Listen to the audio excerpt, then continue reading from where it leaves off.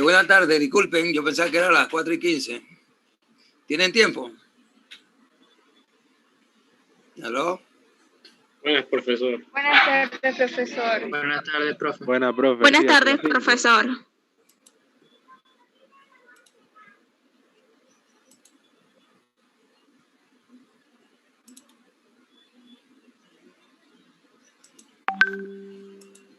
¿Se ve? Sí. ¿Aló? ¿Sí se ve? profe. Profesor. Bien, vamos a dar pie hoy. La bibliografía del mismo, los mismos libros. Ese sistema tegumentario o piel. Bien, ahí lo importante es que tiene...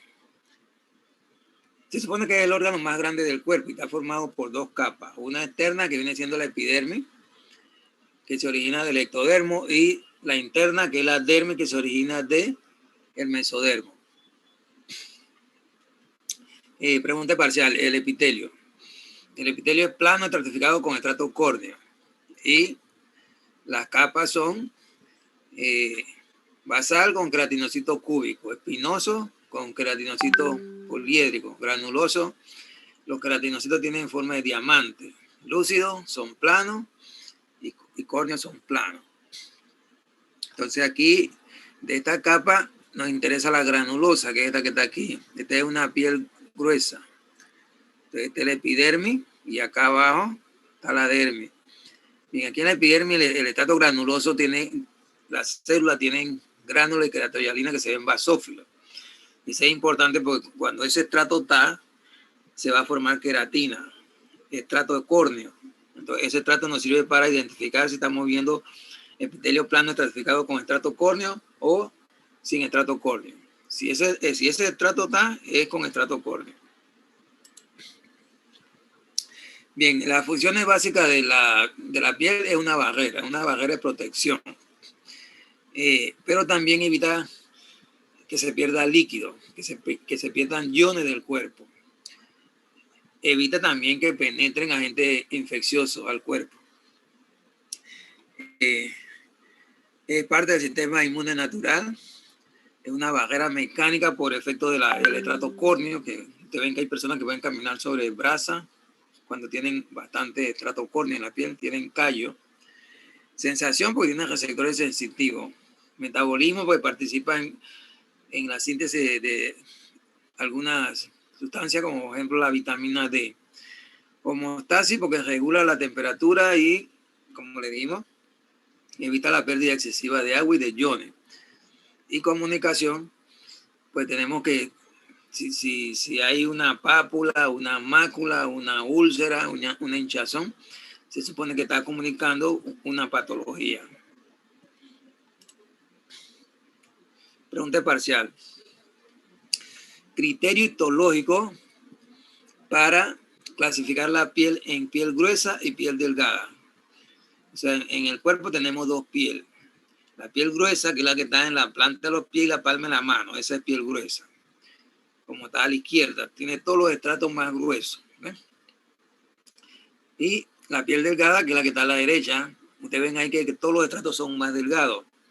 Y el estrato granuloso, como ven ahí, solamente es una línea de capas de células y están prácticamente disminuidas.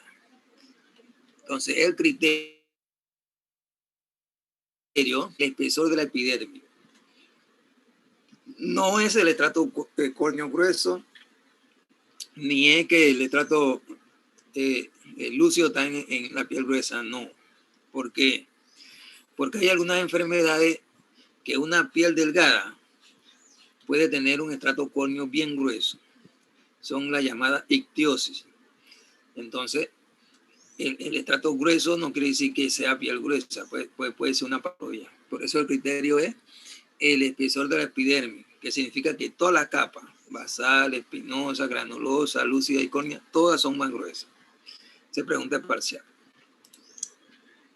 Aquí hay otra pregunta parcial.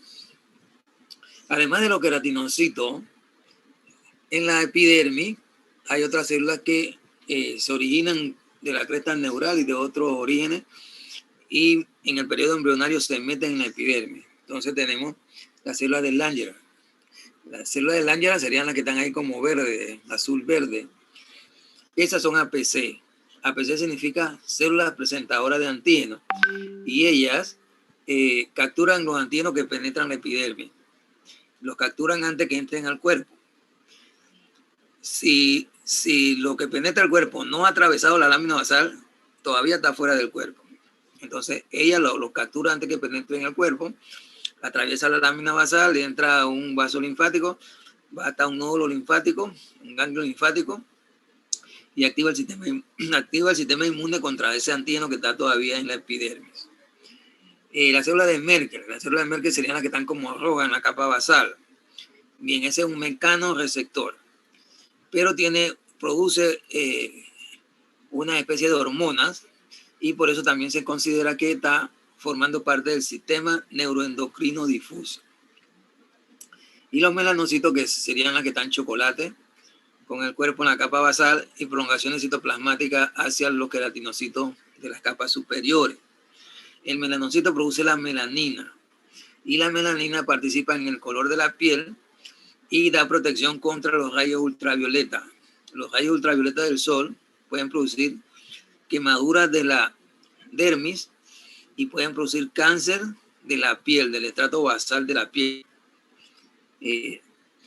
Entonces tienen funciones diversas y generalmente, básicamente, en relación de defensa. Bien. De los queratinocitos de la capa basal, que son los que están en contacto con la dermis, son cúbicos a cilíndricos. Al parcial son cúbicos. Bien. Ellos autorregulan ellos mismos su proliferación. Ellos producen el factor de crecimiento epidérmico, la interleucina 1A y el factor de transformador de crecimiento. Ellos mismos se autoestimulan, entonces ellos pueden controlar su proliferación. Acuérdense que ellos tienen que reponer las células que se pierden en el estrato córneo.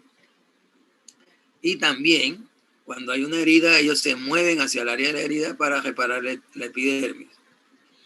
Bien, en esta capa basal, ellos forman unos grupos de aproximadamente 11 queratinocitos. Y en el centro de ese grupo hay células madre. Entonces las células madre se dividen, una célula hija se queda como reserva de célula madre y la otra célula hija empieza a diferenciarse hasta que llega al estrato córneo y se pierde. Bien, a eso se le llama unidad proliferativa de la epidermis. Importante eso. Y aquí en estas capas de abajo hay queratina blanda inmadura. Bien, el siguiente estrato del espinoso. Se le llama espinoso porque cuando uno lo ve al microscopio de luz, y la piel está hinchada, en los espacios intercelulares se ven estas proyecciones de citoplasma que están llenas de desmosomas. Son uniones de célula a célula. Y cuando atraviesan el espacio intercelular, al microscopio de luz parecen espinas. Entonces, por eso se le puso el nombre de estrato espinoso. Las células son poliédricas.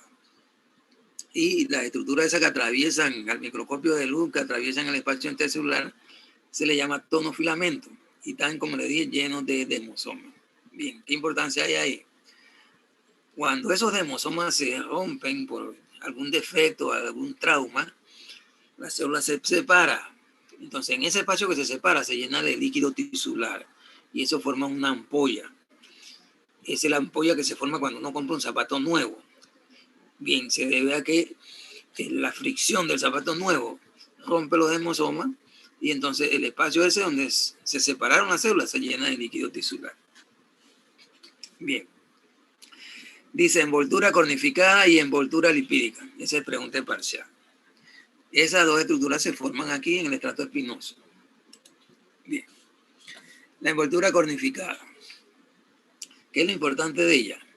Ella es un citoesqueleto de proteínas.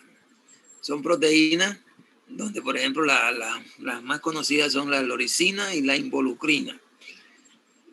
Ellas se forman vía retículo endoplasmático, Golgi, vesícula de secreción. Pero entonces se van a liberar por debajo de la membrana celular del queratinocito. Y ahí van a permanecer a medida que el queratinocito va subiendo en los estratos. Entonces, cuando llega al estrato granuloso, cuando llega al estrato lúcido, cuando llega al estrato córneo, ese citoesqueleto de proteína va a mantener la forma de la célula, sobre todo cuando se pierden los desmosomas. Entonces, esa es una de las funciones. La otra función de esa envoltura cornificada es que fija el agua a la capa córnea. Siempre la piel tiene que tener una cierta humedad. Entonces, la humedad la mantiene esta envoltura cornificada. Y la otra función que le mencionamos es que mantiene la forma, sobre todo cuando ya los desmosomas se desnaturalizan. Bien. El otro producto del estrato espinoso es la envoltura lipídica. También se forma en el estrato espinoso. Igual. Vemos aquí, en el dibujo hay unos productos amarillos que se liberan aquí del queratinocito y se meten en el espacio intercelular. Ese lípido se va a meter entre todos los espacios intercelulares de ahí para adelante. Entonces, a eso se le llama envoltura lipídica. Y una barrera de impermeabilidad, eso es importante. Es una capa de aproximadamente 5 nanómetros, ya dijimos que se mete en el espacio entre las células, entre los queratinocitos, desde ahí de más o menos en el límite entre el estrato espinoso, de ahí sigue subiendo, se mete en el estrato granuloso, en el lúcido y el córneo. Y entre sus funciones tiene, que son importantes, es permeable a los lípidos, es semipermeable al agua y es impermeable a los iones. Bien, como es impermeable a los iones, evita que se pierdan los iones del cuerpo. Como es semipermeable al agua, permite que uno se bañe en una piscina sin que el cuerpo se llene de agua.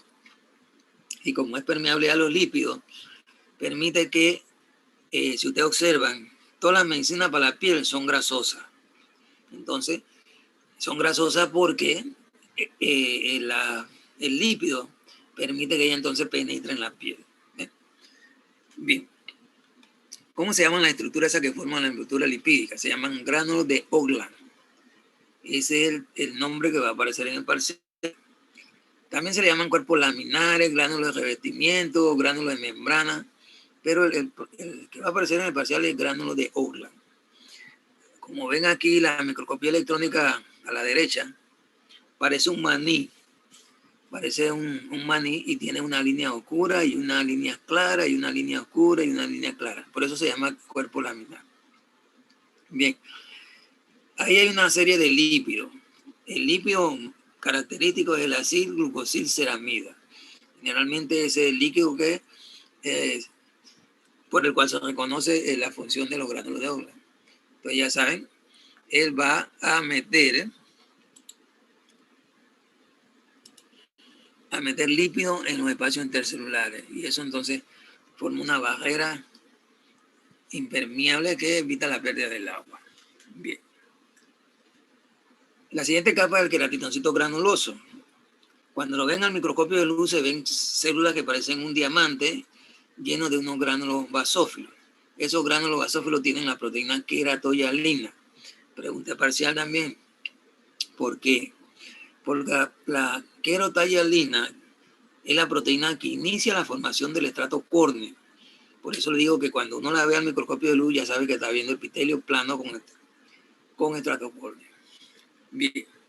Entonces aquí vemos a la mancha esta negra que está aquí rectangular. Ese es un gránulo de queratoyalina. Totalmente diferente al gránulo de Urlan. No tiene membrana, es irregular. Bien. Entonces, la queratoyalina se va a envolver alrededor de los filamentos de citoqueratina. El esqueleto de los queratinocitos tiene una proteína intermedia que se llama citoqueratina, que tiene que ver con la forma de la célula. Bien, la queratoyalina se va a envolver alrededor de esos filamentos, como cuando uno está envolviendo un TEI en un alambre, y así se empieza la formación de la queratina blanda madura, o sea, el estrato córneo. Bien, ¿qué otra cosa hay aquí en el estrato granuloso? Hay una barrera que se llama barrera de difusión. Lo forma la envoltura lipídica y unida a una zona ocluyente que se forma por debajo de la barrera lipídica. ¿Qué significa zona ocluyente? Bien, esa es una unión que hay entre célula y célula y que tiene, en este caso, en esta localización, tiene la proteína claudina 1 y claudina 4. Pero lo importante es que ella sella el espacio intercelular y evita la entrada de agua y de cualquier molécula, incluso patógena. Entonces, ese es un sello, como un sello hermético. Entonces, la envoltura lipídica y la zona ocluyente forman esa barrera de difusión. Además, ahí, asociada a esa barrera, hay un péptido que es una especie de proteína que le pusieron el nombre de calprotectina. Él tiene características antibacterianas y antimicótico y también participa en lo que es la barrera de difusión. Fíjense, son funciones de defensa. Bien. Después viene el estrato lúcido. El estrato lúcido es la banda, la zona esta, aquí brillante que se ve sobre el estrato granuloso. No siempre se ve, solamente aparece en la piel gruesa. Y aquí la proteína L-idina es la característica aquí. La L-idina sigue el trabajo que inició la queratoyalina. Ella lo continúa en el estrato lúcido. Sigue envolviendo los filamentos de citoqueratina. Además, en el estrato granuloso, que puede ser pregunta parcial, se empiezan a eliminar los organitos del queratinocito. Y en el estrato lúcido se continúa también con esa función de eliminar todos los organitos de la célula del queratinocito. Entonces aquí en el estrato lúcido lo que entre los organitos que vamos a ver autofagosoma y enzimas lisosómicas que se encargan pues de eliminar todo lo que son los organitos. Ahí va el núcleo, ahí va el retículo endoplasmático rugoso, el liso, el Golgi, todos los organitos se están eliminando. Porque al final va a ser una escama de queratina sin organito, llena de queratina blanda madura. Bien. En el estrato córneo, dimos que es una barrera física. Cuando uno tiene bastante callo, uno puede caminar sobre el vidrio incluso y no se corta. La otra cosa importante de esa barrera es que antes que descubrieran el HIV, el SIDA, cuando descubrieron el primer caso de SIDA, se calcula que ya el SIDA estaba en Panamá 11 años antes. O sea que lo descubrieron 11 años después que ya había entrado. Y en ese tiempo nadie usaba guantes. Nadie usaba guantes. Médicos, laboratoristas, nadie usaba guantes. En mayor que no se vendían ni guantes. Pero nadie se contagió de SIDA por lo menos no en la profesión, ¿no? Si se contagiaron fue en otra actividad, pero dentro de la profesión no se contagiaron de SIDA. ¿Por qué?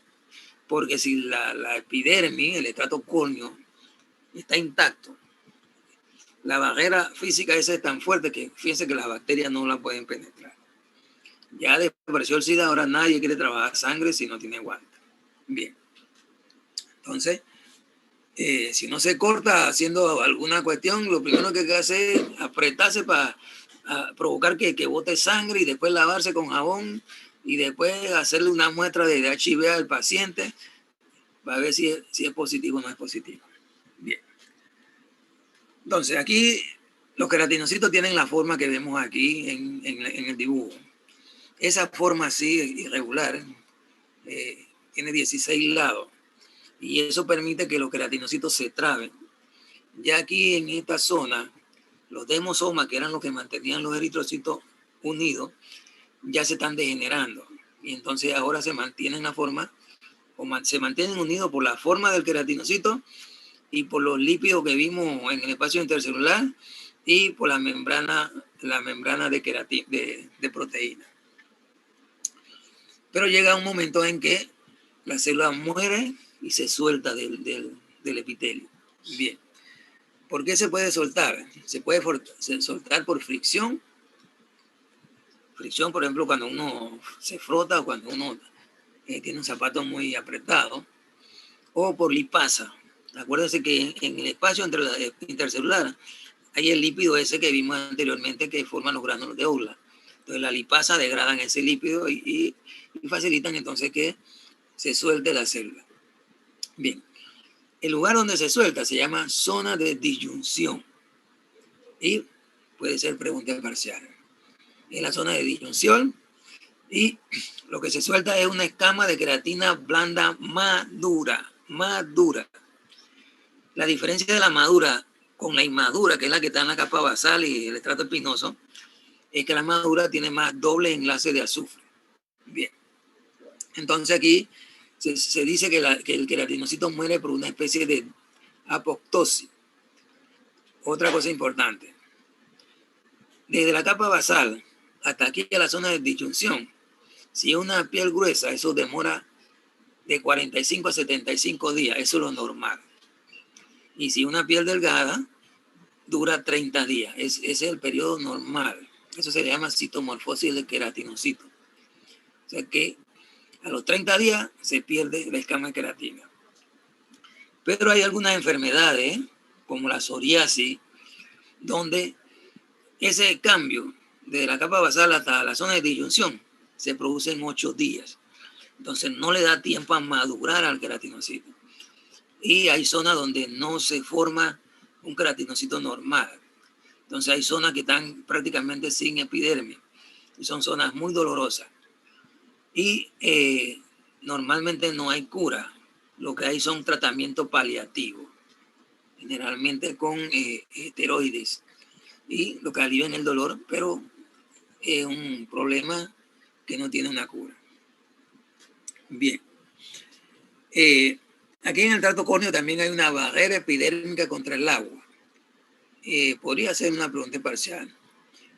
En la primera capa del estrato córneo, ahí entonces vamos a tener que hay una unión entre la envoltura cornificada y la envoltura lipídica. Eso forma la bicapa del estrato córneo, que es una barrera epidérmica contra el agua. Tiene una composición de aproximadamente 50% de ceramidas, colesterol y ácido graso. Ahí ven que limita la penetración de bacterias, flexibiliza la piel y cuando uno está mucho tiempo en el agua se ablanda. ¿Por qué es importante esa capa? Porque cuando ustedes ven que una persona se quema, le dicen quemadura de tercer grado de 40% de la piel o más. Generalmente aquí en Panamá se muere. Porque se pierde esta barrera y se pierde también el estrato córneo y todos los estratos que hemos visto. Entonces hay dos cosas que suceden. Una, infección, porque no tenemos la barrera que nos impide la entrada de patógenos. Y dos, pérdida de agua y pérdida de iones, porque perdimos esta barrera. Entonces, el paciente se muere por una infección o se muere por un desequilibrio iónico dentro del organismo y empiezan a fallar todos los órganos del cuerpo por pérdida de la barrera de la piel. Bien. Como dijimos entonces, el melanocito. El melanocito, importante, es una célula ramificada. Hay de 10 a 25% de melanocitos en la capa basal. ¿Qué nos importa? Ella tiene un gránulo maduro que se llama melanosoma. Ese gránulo maduro es el que le da el color a la piel. Ese gránulo maduro es el que nos protege del daño de los rayos ultravioleta, que pueden producir, cuando ustedes van a la playa y se ponen que dorado, como el bronceado. Bien, cuando usted está bronceado es que se está quemando la dermis, sobre todo la dermis papilar, por los rayos ultravioleta. Y esos rayos ultravioleta también dañan el ADN de la capa basal. Y cuando esos daños son muy frecuentes sobre las mismas células, eso origina un carcinoma. Por eso es importante esta célula. Nos protege de la quemadura, puede ser pregunta parcial, y nos protege del cáncer de piel. Bien. Ella forma una cosa que se llama unidad epidérmico-melanínica. Eso significa que un melanocito le mete melanina, se la mete como cuando uno le mete una mamadera al niño en la boca, le mete gránulos de melanosoma, de melanina maduro, adentro del queratinocito. Entonces se forma una vesícula endocítica que tiene varios gránulos maduros de melanina y eso se le llama complejo melanosómico. Bien. Puede ser un pigmento pardo que se le llama eumelanina o puede ser un pigmento rojo que se llama feomelanina. Eso no se lo voy a preguntar. Pero el color de la piel depende de varios factores.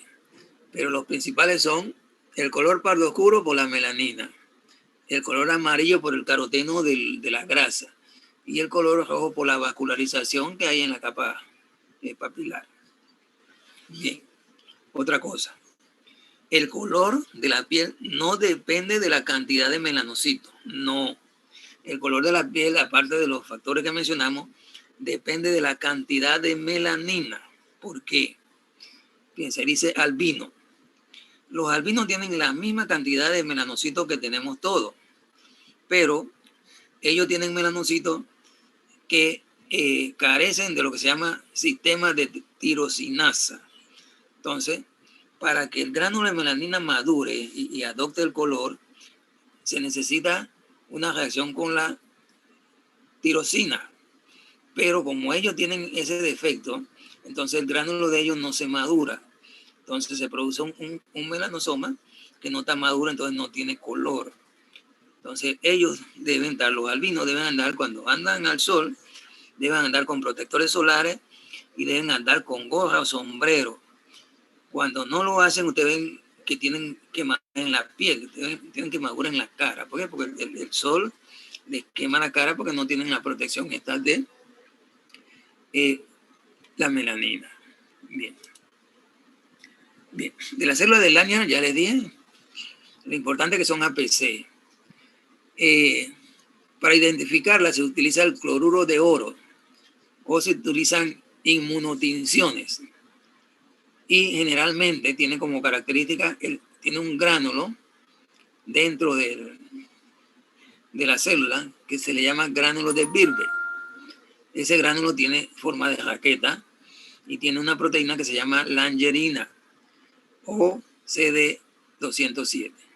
Entonces, cuando se hace una identificación por inmunotinciones, se busca la langerina o se busca la proteína S100. Eso lo identifica dentro de la epidermis como una célula de Langerhans. Entonces ahí puede ser, pregunta parcial, la función de la célula de Langerhans o las técnicas que se utilizan para identificarla. Bien. Y la célula de Merkel está en la capa basal. En la capa basal, donde ella está, llega una fibra nerviosa que trae mielina. Pero cuando llega a la lámina basal del epitelio, pierde la mielina, atraviesa la lámina basal y se une a la célula de Merkel.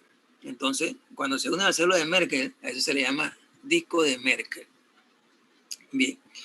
Y como dijimos, es un mecanorreceptor táctil que tiene que ver con el tacto. Cuando sentimos el tacto, uno de los receptores que está funcionando es ese. Pero además de eso tiene, como les dije, unos gránulos neurosecretores.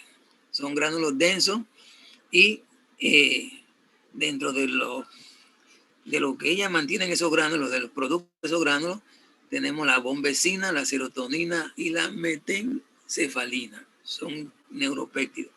Entonces, por eso se considera que ella también, además de ser un mecanorreceptor táctil, también es una célula del sistema neuroendocrino difuso. Eso es lo que significa SNET. Esto que está aquí, SNET. Así va a aparecer en el parcial, SNET. Eso significa sistema neuroendocrino difuso. Neuroendocrino, o sea que esas hormonas pueden regular a las células que están por ahí en el área, y eso se le llama acción paracrina. Bien. La dermis papilar y la dermis reticular son las dos capas en que se divide la dermis.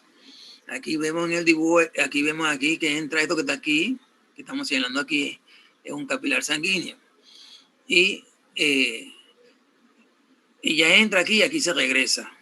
Cuando entra como capilar, y cuando se regresa como vénula postcapilar. Es importante porque tiene que ver con la nutrición de la epidermis. Acuérdense que la epidermis se nutre por difusión desde esas asas capilares. Y además por ahí salen todas las células que tienen que ver con la inflamación. La inflamación es una respuesta defensiva. Cuando cualquier cosa extraña penetra la epidermis, cae ahí en la dermis papilar y enseguida se forma la inflamación como una respuesta defensiva. Bien, pero hay otros corpúsculos que no tienen el asa capilar. Esos corpúsculos tienen entonces un corpúsculo de Meissner, que también tiene que ver con la recepción táctil. Bien, a eso se le llaman papilas nerviosas. Y a lo que tienen el asa capilar se llaman papilas vasculares. Más abajo continúa un tejido conectivo denso irregular que vendría siendo la dermis reticular. Y después sigue la hipodermis. Pero para histología la hipodermis no es capa de la piel. Bien, le voy a preguntar la capa de la piel. Acuérdense, la hipodermis no es capa de la piel para histología. Para histología la hipodermis es una capa que une la piel con las estructuras vecinas, pero no la consideramos como capa de la piel. Bien. Tiene receptores sensitivos cutáneos. ¿Qué hacen ellos? Ellos transforman la presión, el dolor, el calor, todo eso lo transforman en un mensaje eléctrico. Y se dividen en dos grupos. Terminaciones nerviosas libres y terminaciones nerviosas encapsuladas. ¿Cuál es la diferencia? Bien, las encapsuladas tienen una cápsula de tejido conectivo denso irregular que las envuelve, las protege. La terminación nerviosa está protegida por una cápsula de tejido conectivo denso irregular. Y las terminaciones nerviosas libres no tienen esa cápsula. Entonces, en el primer dibujo que vemos aquí es una terminación nerviosa libre. Ustedes ven aquí que viene la fibra nerviosa con mielina en amarillo. Y cuando llega a la lámina basal pierde la mielina y la fibra nerviosa puede entrar a la epidermis. Entonces, esa es una terminación nerviosa libre. Sin embargo, los otros corpúsculos que están aquí, todos tienen una cápsula de tejido conectivo denso irregular. Bien. ¿Qué les voy a preguntar ahí? ¿Cuál es la función? Bien. El corpúsculo de Pacini, que es este que está aquí en el centro, generalmente tiene una fibra nerviosa que tiene mielina, después pierde la mielina y entra al centro del corpúsculo de Pacini. Y ahí está rodeada por una serie de círculos concéntricos, y al final todo eso está rodeado de una cápsula de tejido conectivo denso irregular. Cuando hay alguna presión sobre la cápsula, esa presión se va generando por todas las capas, y cada vez que pasa una capa va aumentando ese pulso, y cuando llega al centro donde está la terminación nerviosa, transforma el impulso mecánico en un impulso eléctrico. Entonces va el mensaje eléctrico hacia el sistema nervioso central. Entonces, tacto. La terminación nerviosa libre, la célula de Merkel, que ya vimos, y lo de Meissner. Bien, lo de Meissner son estos que están aquí.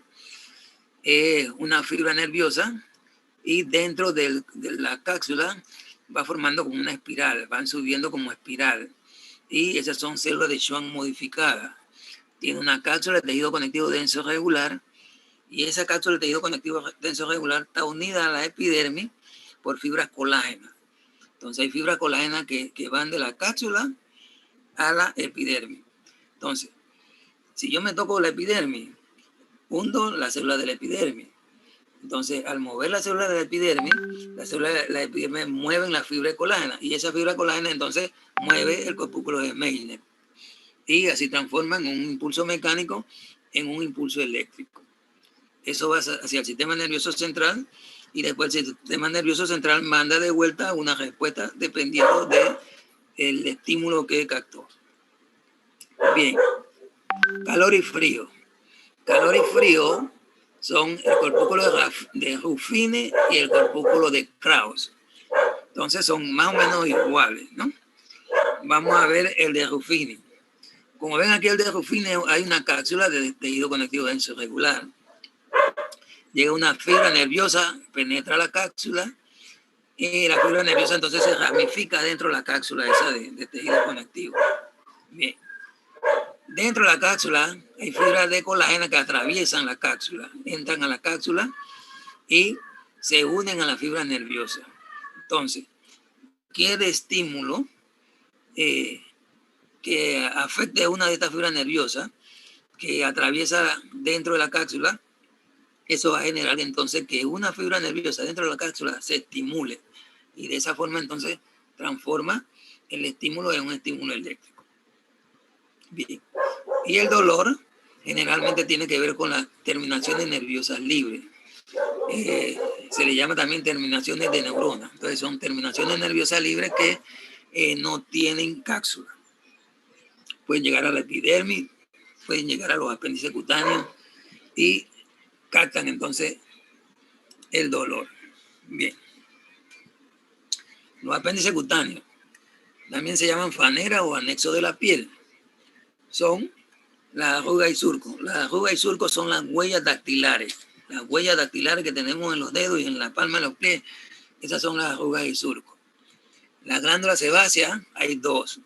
Hay una que libera el sebo al folículo piloso. Esa se llama glándula sebácea relacionada al folículo piloso.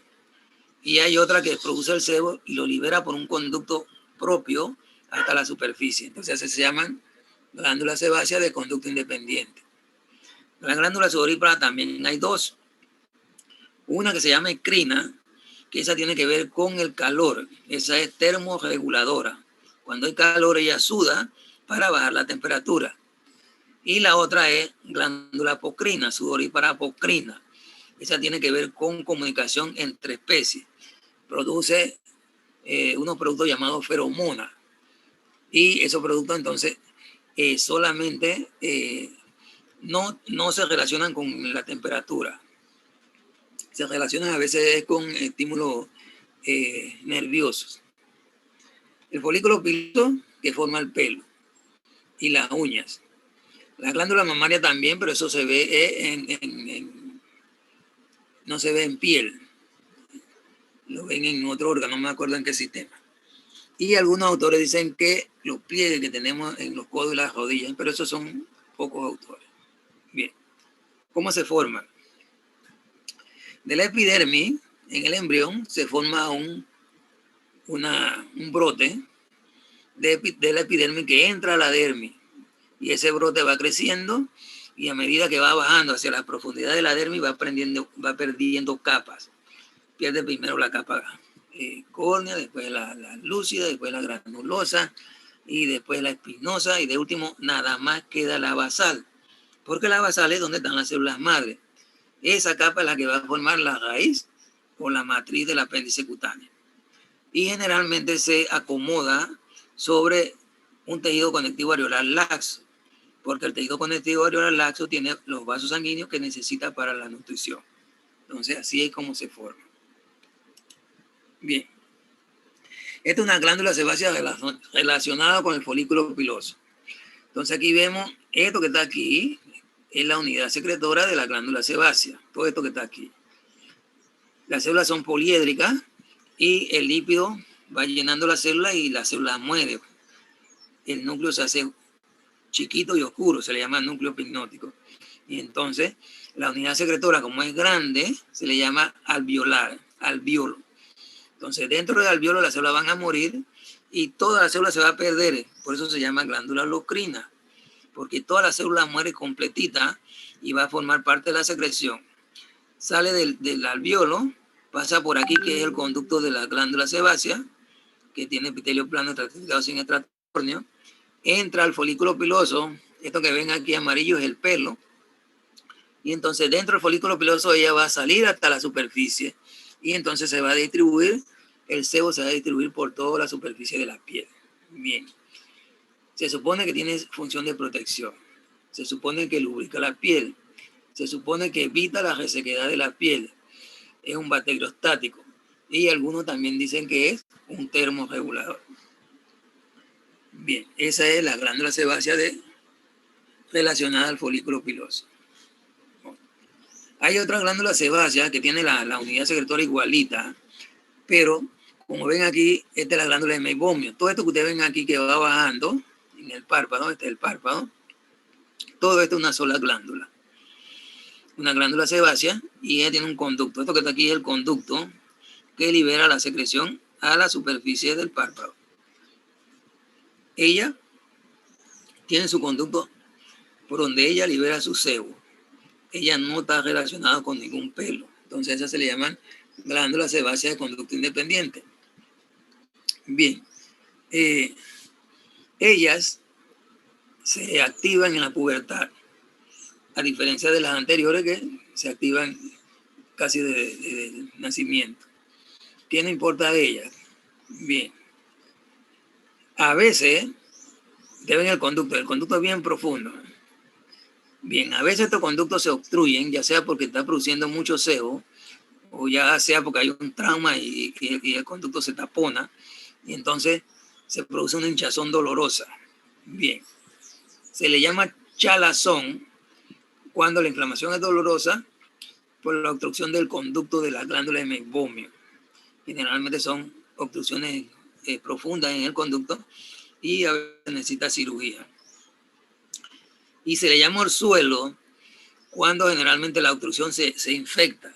Y en estos casos generalmente la obstrucción está aquí en el borde, en la salida del conducto.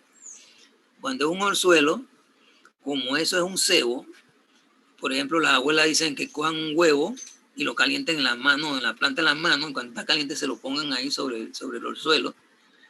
¿Qué pasa? El calor hace que el sebo se ponga líquido, y entonces eso libera la presión. Entonces, esa es la diferencia entre el orzuelo y chalazón. Es el nivel donde se da la obstrucción, y en un caso puede estar infectado y en el otro caso no. Entonces, como ven, ahí hay varios lugares donde se pueden ver este tipo de glándulas. Posiblemente ustedes lo vean en la piel de cara. Y también se pueden ver en el laboratorio, en los labios menores, en la parte interna. Esas glándulas que aparecen ahí son glándulas sebáceas de conducto independiente. Son los lugares donde pueden ver esas glándulas. Bien. Del folículo piloso, tienen que saber que él es el que forma el pelo. Tiene 3 capas: la BTC, que es vaina de tejido conectivo; la BREE, que es la vaina radicular epitelial externa; y la BRI, que es la vaina radicular epitelial interna. Bien. Esta es la raíz. Aquí está la capa basal, y la capa basal entonces empieza a proliferar, y entonces las células ya van subiendo por dentro de la vaina radicular epitelial interna, y cuando pasan por esta zona negra, que se llama zona queratógena, se queratinizan y forman queratina dura. Bien, ¿qué tienen que saber de ahí? Uno, que el pelo tiene queratina dura. Bien, el pelo tiene, la capa externa del pelo se llama cutícula. Eso es queratina dura. Entonces se organiza como las tejas del techo. Ustedes ven esos techos que tienen tejas, que las tejas tienen unos bordes. Bien, así ella se organiza. Y la vaina radicular epitelial interna también tiene una cutícula, que también tiene forma de teja, y se organiza también como teja, pero en el sentido contrario. Las tejas del pelo están hacia arriba y las tejas de la vaina radicular epitelial interna están hacia abajo. Bien. ¿Qué importancia tiene? Cuando hay un caso de pleito, de pelea, el patólogo puede saber si el pelo se cayó solo o si el pelo lo arrancaron durante la pelea por el daño que se produce a la cutícula del pelo en el momento que se jala el pelo. Entonces de ahí tienen que saber pues que la raíz es la que forma el pelo, que en la zona queratógena se produce la queratinización a queratina dura y la función de las cutículas, la cutícula del pelo y la cutícula de la vaina radicular epitelial interna. Tienen que saber en qué parte hay queratina dura. Bien, aquí para aprovechar, esto que está aquí es el músculo erector del pelo, ese es músculo liso. Por un lado se une la vaina de tejido conectivo, que está por fuera del folículo piloso, y arriba se une la papila dérmica. Cuando uno tiene miedo, ese músculo se contrae y entonces el pelo se endereza y la papila donde estaba unido el músculo liso se hunde. Entonces por eso uno ve, por ejemplo, cuando tiene frío, que la piel se le llena de huequitos, porque se contrajo el músculo liso y pone lo que se conoce como piel de gallina, porque cuando se contrae ese músculo liso, el pelo se pone recto y la piel se llena de huequitos porque la papila está jalada por el músculo liso. Y la otra cosa aquí que se puede ver es la localización de la glándula sebácea, que está entre el músculo erector y la pared del folículo piloso. Bien. Pregunta parcial. Aparato polisebáceo. El aparato polisebáceo está formado por el folículo piloso, la glándula sebácea que se ve ahí en el dibujo, se ve en forma de color amarillo, el músculo erector del pelo que ahí se ve rojo y que ya lo vimos. Bien. En el lugar donde se une el músculo erector del pelo con el folículo piloso, ahí hay una estructura que se llama bulbo folicular. ¿Qué importancia tiene? Ese bulbo folicular tiene células madres de queratinocitos, de melanocitos para formar glándulas sebáceas, para formar el folículo piloso. Bueno, cuando hay una quemadura, primer grado, segundo grado, el folículo piloso, el aparato polisebáceo, no se daña. Se daña superficialmente, pero permanece el área esa donde tenemos el bulbo folicular. Y el bulbo folicular puede reparar la epidermis. Pero cuando tenemos una quemadura de tercer grado, profunda ya, se pierde todo el aparato polisebáceo. Entonces, por eso ustedes ven que las personas salen en las noticias que se quemaron de tercer grado, que explotó el tanque de gas, que no sé qué, y la persona sale caminando como si nada. Y a la semana se murió. ¿Por qué?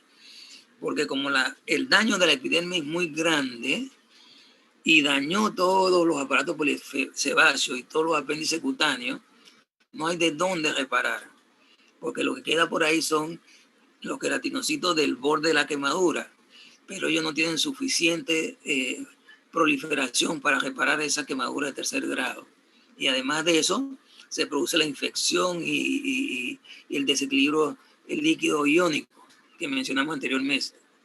Entonces eso produce que los órganos vayan poco a poco fallando. Entonces, ¿qué dice? Te murió por una falla multisistémica. Sí, ese es el resultado. Pero la causa fue la quemadura de tercer grado que eliminó todos los folículos pilosos. Ahí hay una pregunta parcial. La glándula sudorípara endocrina. Bien. ¿Qué tienen que saber de ella? Bien. Tiene la unidad secretora, tiene células claras, tiene células oscuras y tiene células mioepiteliales. La función de ella es termorregulación. Cuando los niños tienen fiebre, la abuela dice, ponlo a sudar la fiebre. ¿Por qué? Porque cuando uno tiene calor y suda, cuando ese calor se evapora, sobre todo los que hacen ejercicio así muy intenso, fíjense que cuando ese vapor de sudor se evapora, la piel está fría. Eso baja la temperatura del cuerpo. Entonces es un termorregulador. Otra cosa importante aquí hay un... Bien.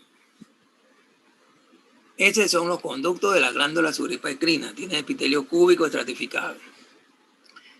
Aquí tienen un brillo aquí en el borde apical de la célula del estrato cúbico. Ese brillo es porque tiene microbiosidades y nos puede ayudar a hacer el diagnóstico diferencial. Bien, entonces, ¿qué tienen que saber ahí? Primero, que el conducto tiene epitelio cúbico estratificado. Y segundo, que dentro de la célula de ese conducto hay un canal de cloro que se llama CFTR. Eso significa Cystic Fibrosis Transmembrane Conductance Regulator. ¿Qué tiene que ver eso? Eso tiene que ver con la fibrosis quística. La fibrosis quística es un síndrome. Ese canal de cloro está en muchos órganos. Y cuando no funciona, todos esos órganos funcionan mal. Y tiene un pronóstico muy malo esa enfermedad. Pero la función de ese canal de cloro en la glándula sudorípara es sacar cloruro de sodio del sudor. Ella saca cloruro de sodio del sudor, lo saca del conducto y lo mete al cuerpo. Y así regula la concentración de cloruro de sodio. Pero cuando ese conducto tiene un defecto que generalmente es genético, no puede hacer esa función. Entonces, ¿qué pasa? El sudor está lleno de cloruro de sodio. Y a veces tiene tanto cloruro de sodio que se forman cristales de sal en la superficie de la piel.